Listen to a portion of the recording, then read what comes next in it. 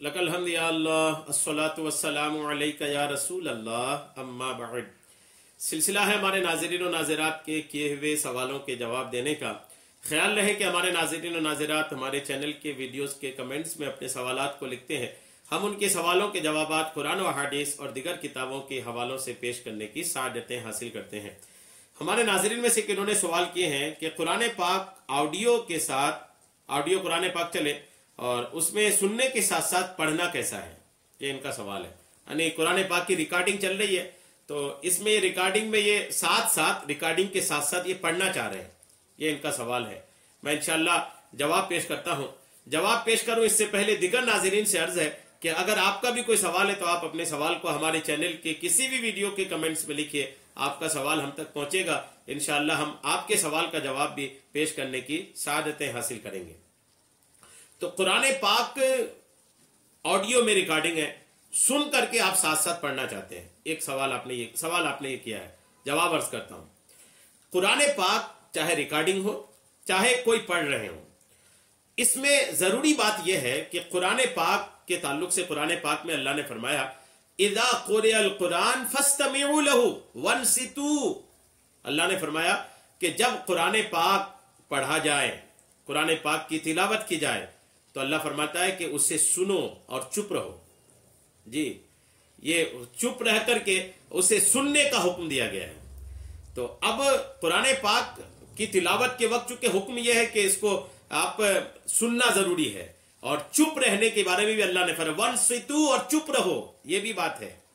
तो कुरान पाक की तिलावत के साथ जब कोई तिलावत हो रही है तो एक बात तो यह कि उसे सुनना जरूरी है, तवज्जो के साथ, वो भी ध्यान के साथ। यानी कि कुरान पाक की तिलावत हो रही है, आपकी तवज्जो किसी तरफ है, आपका ध्यान किसी तरफ है, ये भी नहीं चले।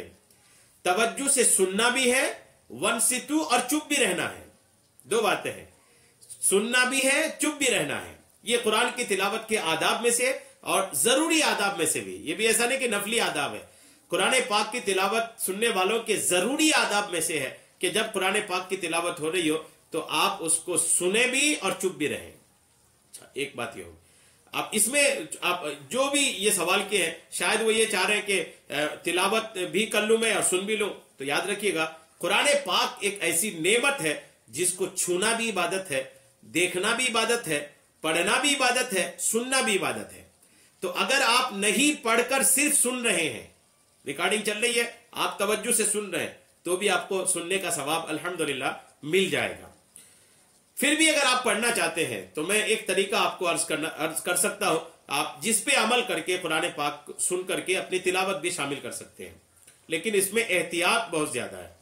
वो क्या है, जैसे कुरान पाक की रिकॉर्डिंग चल रही है तो पहले एक आयत चलने दें।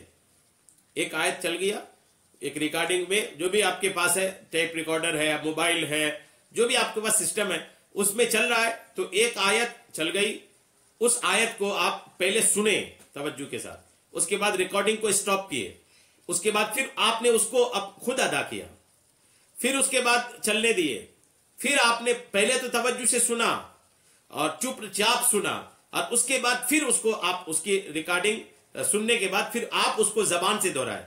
ये कर सकते हैं, लेकिन एहतियात इसमें जरूरी है कि आप कहीं भी इसको रोक नहीं सकते। जी हाँ, ये नहीं कि अब लंबा हो रहा है रोक दो, नहीं, कहीं भी रोक नहीं सकते। इसी वजह से उलमाए किराम ने कुरान पाक की ऑडियो को मोबाइल आते वक्त जो रिंगटोन सेट करते हैं ना, उसमें उलमा ने इसी वजह से मना किया है कि कोई मिस कॉल मारेगा तो कुरान पाक की तिलावत होते होते पता नहीं कहां उसकी टोन बंद हो जाए, कौन से हर्फ पे, कौन से लफ्ज पे बंद हो जाए। कुरान पाक के साथ बड़ी एहतियातें हैं। तो पता चला इसी जगह रुक गया जहां माना बिल्कुल बदल के रह गया, माना समझ में नहीं आया, माना कंप्लीट नहीं हुआ, बात कुछ की कुछ हो गई, कुछ भी हो सकता है, अरबी है। तो इसलिए ये होना चाहिए कि आपको अगर इतनी तमीज है, आप इतना समझ पा रहे हैं कि आप एक आयत समझते हैं ये कि यहां से यहां एक आयत ये पूरी हो गई। अच्छा, इसके लिए ये भी हो सकता है, मैं आप अर्ज करूं, कुछ रिकॉर्डिंग ऐसे भी हैं कि जिसमें कुछ एक आयत पढ़े फिर उसके बाद तर्जमा पढ़ रहे हैं, तो एक आयत पढ़े फिर तर्जमा पढ़ रहे हैं, तो वहां वो रुक के उसको रुकते हैं। तो तर्जमा पढ़ने वाली जो जगह है, आप तर्जमा ना पढ़ करके, ना सुन करके आप उसको दोहरा लें, फिर भले उसके बाद तर्जमा भी सुन लें। تو وہاں آپ کے لیے آسانی ہوگی کہ چونکہ وہ ہر آیت میں رک رک کر کے، یا آیت نہیں تو کم سے کم جہاں بات پوری ہو گئی ہے وہاں رک رک کر کے وہ ترجمہ پیش کرتے ہیں.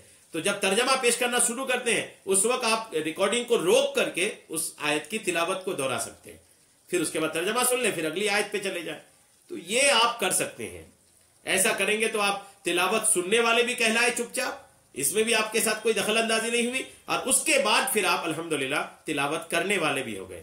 سننے کا بھی ثواب مل جائے گا، ادب کا لحاظ رکھے اس کا بھی ثواب مل جائے گا، توجہ رکھے اس کا بھی ثواب مل جائے گا، پھر آپ نے اس کے بعد جو دہرایا الحمدللہ اس کا ثواب بھی آپ کو مل جائے گا. اپنے طور پر مجھے جو کتابوں سے سمجھ میں آیا میں نے آپ کو ایک نچوڑ پیش کرنے کی سعادتیں حاصل کی. کیسا لگا میرا جواب؟ میرے حوصلے کے لیے کمنٹس میں ضرور لکھیے گا. آپ لوگوں کے لکھنے کی وجہ سے کمنٹس میں میرا حوصلہ بڑھتا ہے اور ہمت ملتی ہے، اور ناظرین توجہ سے سن رہے ہیں یہ بھی پتہ چلتا ہے. اللہ تبارک تعالی ہمارے سارے ناظرین پر رحمتیں عطا فرمائے، کرم فرمائے. سارے ناظرین کی اللہ تبارک تعالی بے حساب مغفرت فرمائے، سب کے ذریعے مجھ گنہگار کی بھی مغفرت فرمائے. آمین بجاہ النبی الامین صلی اللہ تعالی علیہ وسلم.